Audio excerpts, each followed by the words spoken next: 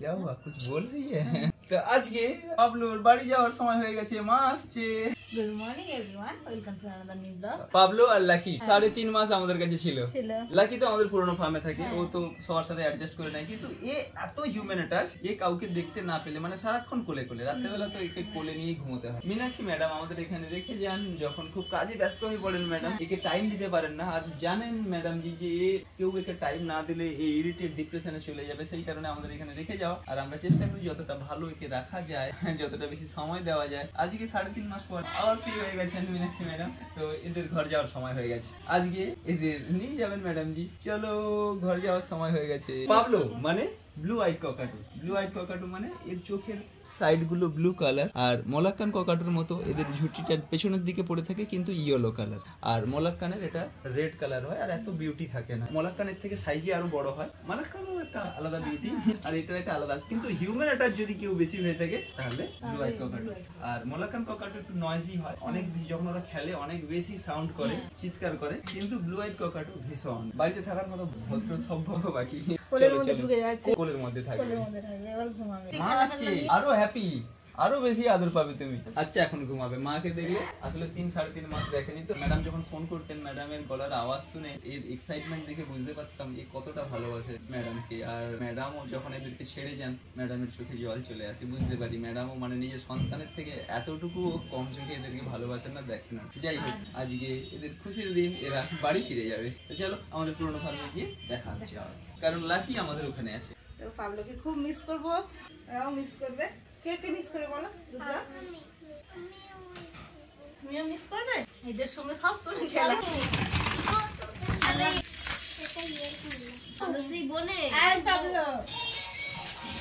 বন্ধু লড়াই করবি আমার সঙ্গে?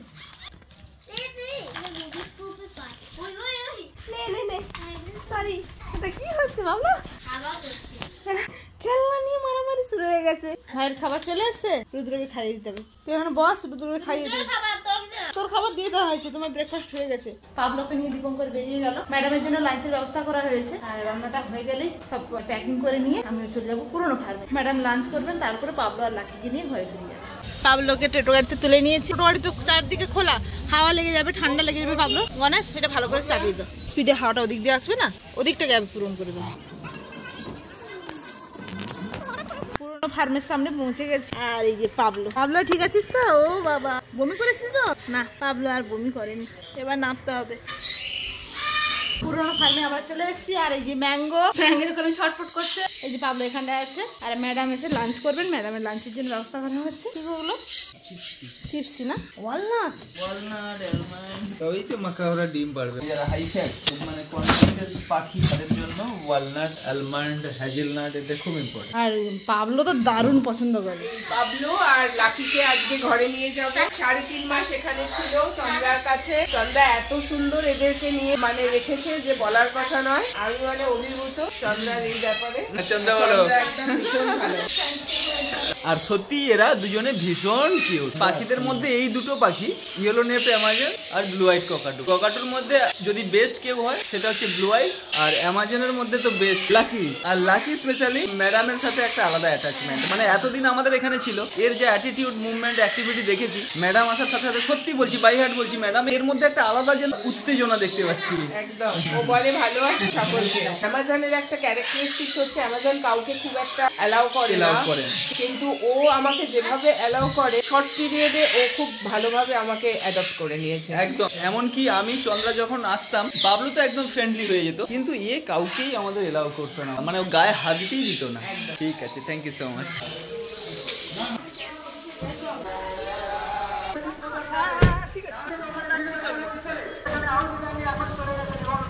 সবাই কথা বলছে, আর ওদিকে দেখেছো, লক্ষ্য করেছো সাঙ্গকে? অধীর আগ্রহে প্রায় 1 ঘন্টার উপরে একই জায়গায় বসে আছে যে কখন ওকে বের করা হবে। খাওয়া দাওয়া হয়ে গেছে, লাঞ্চ হয়ে গেছে, আর এর কষ্টটা সহ্য করা যাচ্ছে না। ম্যাঙ্গো, ম্যাঙ্গো কি ইয়েলো পাইট নাকি গো? ফুল ইয়েলো হয়ে গেছে গেল। অ্যাডাল্ট হচ্ছে না বাবু, এই কদিনে অ্যাডাল্ট হয়ে গেল। 1 বছর আগে একে উপরে থাকার জন্য বাসা রেডি করেছিলাম দাদা। অ্যাকচুয়ালি আমাদের নতুন ফার্ম করতে গিয়ে দাদা, আমি ওখানে কিভাবে সময়গুলো কেটে গেছে, 1টা বছর অতিবাহিত হয়ে গেল, বোঝাই গেল না। এখন আমাদের বড় হয়ে গেছে।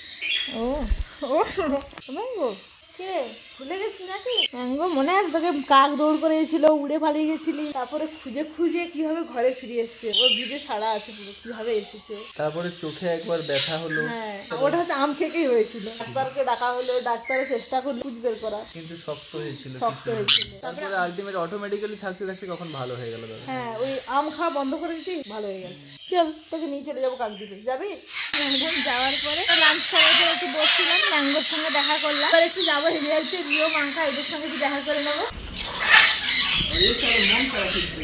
রিও এখানে মাংকা সবাইকে নিজের হাতে শেপ দিলাম, সবাই খুব আনন্দের সঙ্গে খাচ্ছে। দেখো হালকা কিছু পটাটি বেশি চেয়ার আছে, আর ও ভেতরে গেছে বেবি পক্ষে শেপ করার জন্য। ডিম দিয়ে ছেড়ে দেখেছে, আমার বাচ্চাটা ফুটে কিনে আজকে দেখতে পাবো।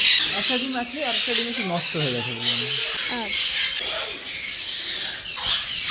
অনেকদিন পর মাংকা জিও এদের সঙ্গে দেখা হলো, খুব ভালো লাগলো ওদের সঙ্গে দেখা করে। হাতিম গাছ না? হ্যাঁ ছাতিম গাছ। বাহ কে লাগিয়েছে বলো তো এগুলো? ওই গান আছে না, বসেছিলেন ছাতিম তলে, শান্তিনিকেতনে বড় বড় ছাতিম গাছ আছে না।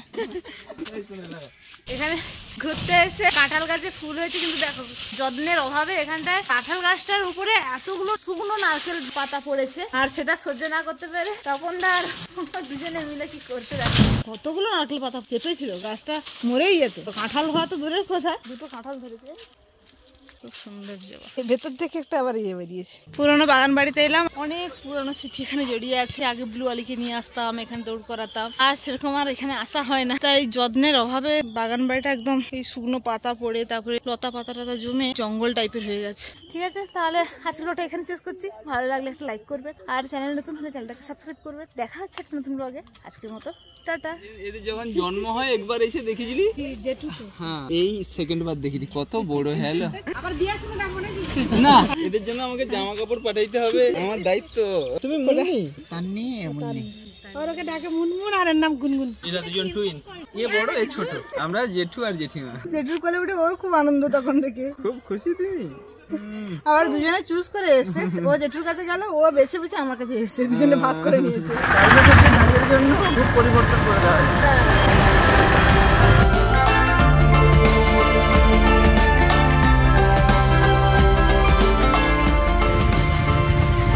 রাস্তায় রুদ্রার সঙ্গে দেখা হয়েছে, মনে আছে?